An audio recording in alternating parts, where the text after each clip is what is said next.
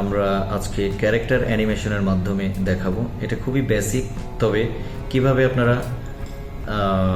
Sequential render করবেন, তারপরে আপনারা আফটার ইফেক্টে নিয়ে কম্পোজিশন করবেন, সেই প্রক্রিয়াটা দেখাবো। চলুন শুরু করা যাক। ভিউয়ার্স, আমি প্রথমে এখানে আপনাদেরকে পার্সপেক্টিভ সিনটা দেখিয়ে নিচ্ছি। এটা একটা সিম্পল একটা ওয়ার্ক, জাস্ট আমার স্টুডেন্টদের জন্য করা।